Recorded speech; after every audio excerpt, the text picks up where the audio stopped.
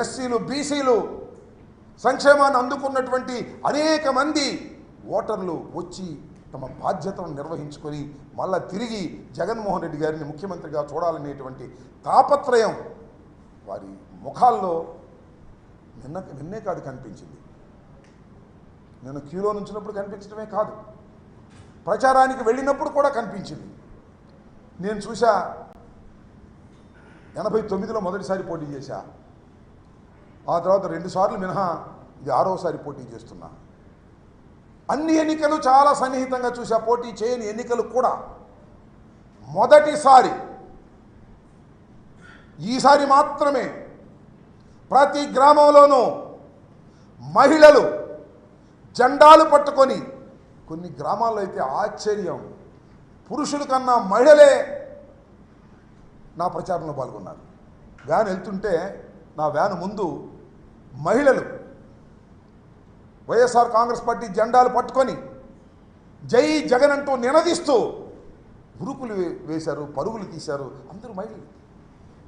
ఇదంతా మహిళల్లో ఉన్న సంకేతం. నేను ఒకటే మనవి చేస్తున్నా, మహిళలు పెద్ద ఎత్తున 70% ఆఫ్ మహిళలు ఏ కులమైనా ఏ మతమైనా జగన్మోహన్ రెడ్డి గారికి ఓటు వేశారని నేను విశ్వసిస్తున్నా. ఎందుకో తెలుసా, జగన్మోహన్ రెడ్డి గారు మహిళలకు సాధికారత కల్పించాడు. అమ్మఒడి మహిళలకు ఇచ్చాడు, డోక్రా మహిళల రుణమాఫీ మహిళలకు ఇచ్చాడు, ఇళ్ల పట్ట మహిళలకు ఇచ్చాడు. ఇట్లా ఏది చేసినా మహిళల ఖాతాల్లోకి చేసినటువంటి వ్యక్తి జగన్మోహన్ రెడ్డి గారు. అంటే మహిళలు ఒక ఆర్థిక స్వావలంబన కోసం, ఒక సాధికారత సాధించడం కోసం జగన్మోహన్ రెడ్డి గారు కృషి చేశారు. వారికి ఆ విధంగా సహాయం చేశాడు. కాబట్టి మా జగన్మోహన్ రెడ్డి గారికి మేము సహాయం చేయాలి, మళ్ళీ అధికారంలోకి తీసుకురావాలి అనేటువంటి ఉద్దేశంతో మహిళలు పెద్ద ఎత్తున చరిత్రలో ఎప్పుడూ లేని విధంగా మహిళలు జెండాలు పట్టుకొని వచ్చారు, వేలు మీద ముద్ర వేయించుకున్నారు, ఓటు ఫ్యాను గుర్తుకు వేసి వెళ్ళారు అని నేను పూర్తిగా విశ్వసిస్తున్నా. అది నా మనసుకు తట్టింది ప్రతి చోటకి వెళ్ళినప్పుడని మనం చేస్తున్నాం. అంత పెద్ద ఎత్తున కానీ విని ఎరుగని రీతిలో ఒక ప్రభుత్వ పాజిటివ్ ఓటు ఇంత పెద్ద ఎత్తున ఉండటం అనేది చరిత్రలో చాలా అరుదైనటువంటి సంఘటన. 5 సంవత్సరాలు పరిపాలన చేసిన తర్వాత నాకు అది జరగలేదు, నాకు ఇది జరగలేదు అనేటువంటి ప్రభుత్వ వ్యతిరేకత ఉంటుంది. కానీ ఈ ప్రభుత్వంలో ప్రభుత్వ వ్యతిరేకతే లేదు.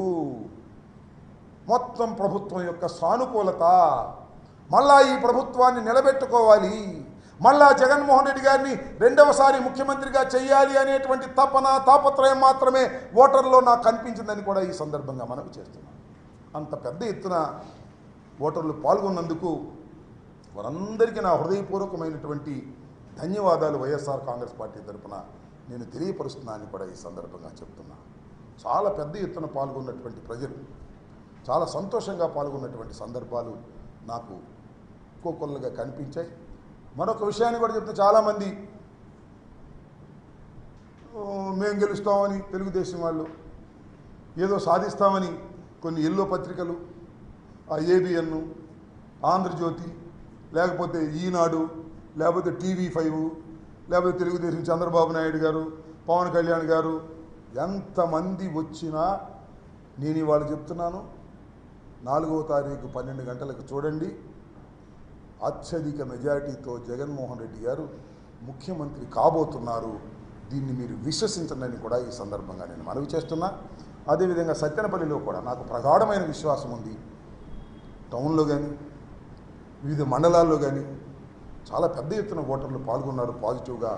మళ్ళీ తిరిగి ఒక మంత్రిగా పనిచేసిన నాకు పెద్ద మెజారిటీతో గెలిపిస్తారనే విశ్వాసం కూడా ఉందని కూడా ఈ సందర్భంగా నేను మనవి చేస్తున్నాను.